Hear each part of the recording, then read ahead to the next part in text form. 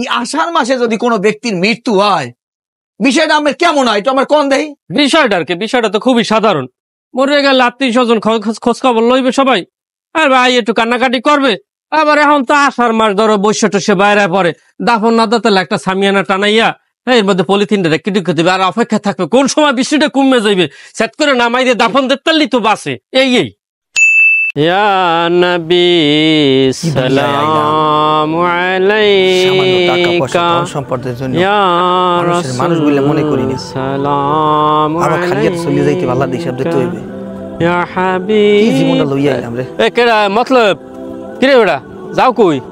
নে ভাই কোথাও যাই না, মনটা খুব খারাপ। তোর মুখটা তো সবসময় হাসি খুশি থাকে, হঠাৎ করে কি হইলো তো? নে ভাই কথা কি জানেন, জীবনের হিসাবটা এখন পর্যন্ত মিলাইতে পারি না। জীবনের আবার হিসাব কি? খাবি দেবি ফুর্তি করবি, হিসাব কি সাত করার?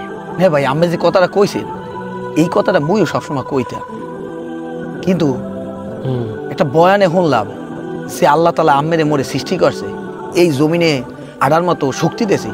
এই আল্লাহ তাআলা নাকি কোরআনে একটা আয়াতে বলছেন দুনিয়া বলে খেলতাম সাজার কিছু না, কিন্তু এইটা মুই হিসাবটা মিলাইতাম না। কিন্তু একটা বিষয় দেখিয়া মুই মাথাটা ফুলা উড়েই গেছে। আলেমরা যদি কোরআন হাদিস থেকে বয়ান করিয়ে থাকে আর তুই যদি হইনে থাও এত সত্য, কিন্তু তোরে কোন বিষয়ে ডাকালে বাবাই তুলছে যে জ্ঞানী জ্ঞানী কথা ক? না না ভাই জ্ঞানী জ্ঞানী কথা না, আর কোনো কিছুতে বাবাই যে তুলছে হ্যাঁ একাল খারাপ কর নাই। অবশেষে মুই একটা হিসাব নিকাশ করে দেখলাম আসলে না ভাই দুনিয়ায় কেউ আপন না। কি বলদের নান কথা ক? তাইলে কি মা বাবা ভাই বোন এই সন্তান সন্ততি চাচা চাচি খালা খালুই যে আত্মীয় স্বজন হ্যাঁ আপন না? নে ভাই আলেমের বয়ানটা যে মোর কলজের মধ্যে গাইতে রয়েছে, আর আজকে একটা চোখের সামনে যে ঘটনা ঘটছে হাতে মোর এইটাই মনে হইতে আছে আসলেই কেউ আপন না। তোর মা তা কি পুরো গেছে? দুনিয়া যদি এই যে ভাই বোন আত্মীয় স্বজন সব যদি আপন নয়, এই যে এত বাড়ি গাড়ি টাকা পয়সা সবকিছু যে করতেছে, বড় বড় বিল্ডিং দামি দামি গাড়ি এত রিসোর্ট সবকিছু করতেছে, হ্যাঁ কিল্লুকি করতেছে মানে? নে ভাই মুই মূর্খ মানুষ হইতে পারি, আমি মোরে জাত দিয়া যেরকম বুঝান কাম হইবে না। মুই বিষয়টা বুঝে গেছি এই দুনিয়াতে এই টাকা পয়সা ধন সম্পদ আত্মীয় স্বজন বাপ মা ভাই বোন সত্যি কেউ আপন না। আচ্ছা বুঝলাম টাকা পয়সা ধন সম্পদ তোর কাছে তো সেগুলো কিছু না, এমন কি ঘটনা তোর সামনে আজকে ঘটছে যে তোর মধ্যে আজকে কাল পরিবর্তন দেখা যায়? আচ্ছা নে ভাই এখন কি মাস চলতে আছে? ইংরেজি যদি কয় হলে তো জুলাই, আর বাংলায় কইলে আষাঢ়, আর আরবিতে 10ই মহরম কয়দিন মহরম চলে। তাইলে আচ্ছা নে ভাই মোরা এই দুর্নীতি তো সারা জীবন থাকতে আই নাই, মোরা তো কয় বরের বাসিন্দা, একদিন চলিয়ে যাইতে হবে না কোনো সন্দেহ আছে? তোর কথা ঠিক আছে, পৃথিবীতে যেদিন পয়দা হইছি সেদিন ওই গুণ নেই তো আল্লাহ মৃত্যুর সিঁড়ি হাতে ধরাইয়া দিয়েছে। এ না বউ আমি মনে কইলেন না যে দুর্নীতিতে মা বাপ ভাই বোন সবাই আপন, এবার কইলেন যে টাকা পয়সা ধন সম্পদ হ্যাঁ আপন, নাইলে মানুষ এত লাফালাফি হইলে টাকা পয়সা আহরণ করে কা। আবার কইলেন কোন ঘটনা ঘটছে এত বেসবরে মুই কইতে আসি, মোর সামনে যে ঘটনাটা ঘটছে মুই এই ঘটনা দেখে এইটাই বুঝলাম দুর্নীতি টাকা পয়সা মাইয়ে বলে কেউ আপন না, যে যার অবস্থান যা সবাই স্বার্থের মধ্যে সীমাবদ্ধ। মতলব তুই যা শুরু করছো হাতে দেই তুই তো পাগল হয়ে যাবি। স্বার্থটা কি আবার স্বার্থের মধ্যে সীমাবদ্ধ? মুই পাগল হই নাই, ধৈর্য অলরেডি মুই পাগল হইয়া গেছি। একটু আগে কইলেন না আষাঢ় মাস, আচ্ছা আজরাইল আসসালাম তো আষাঢ় আর শ্রাবণ মাস চেনে না। আল্লাহর যখন হুকুম হয় খপ করিয়া ধরিয়া লইয়া যায় জান্ডারে কবজ করিয়া। এই আষাঢ় মাসে যদি কোনো ব্যক্তির মৃত্যু হয় বিষয়টা আমার কেমন হয় এটা আমার কোন দেই? বিষয়টা তো খুবই সাধারণ। মরে গেলে আত্মীয় স্বজন খোঁজ খবর লইবে সবাই, আর ভাই একটু কান্নাকাটি করবে।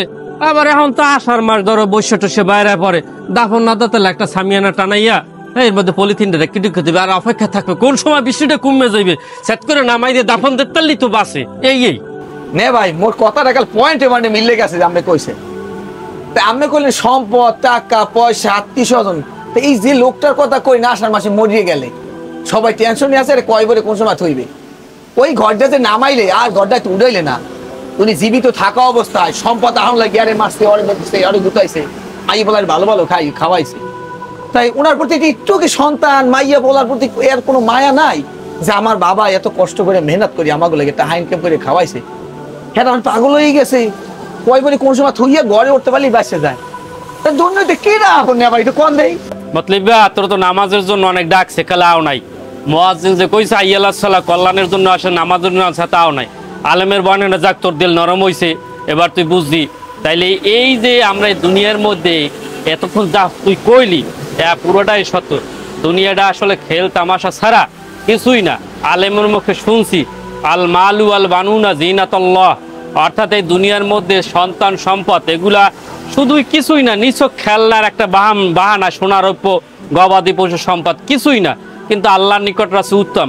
আর একমাত্র আল্লাহ ছাড়া কেউ আপন না, কারণ কবর মধ্যে গেলে কেটা কোথায় আছে তোমার জিগেইবে না, জিগেইবে তোমার রবকে, তোমার নবীকে, তোমার দিন কি, এই তিনগো প্রশ্নে যাইতে। তাই তোমার এই তিনগো প্রশ্নের উত্তর যদি পাইতে হয় তাহলে তোমার একমাত্র হাইয়ুল্লাহ সাল্লাহ বলার লগে লগে মসজিদে আইতেবে। নে ভাই আমের কথা মুই আসলে বুঝে গেছি, মুই অনেক ভুলে আসলাম।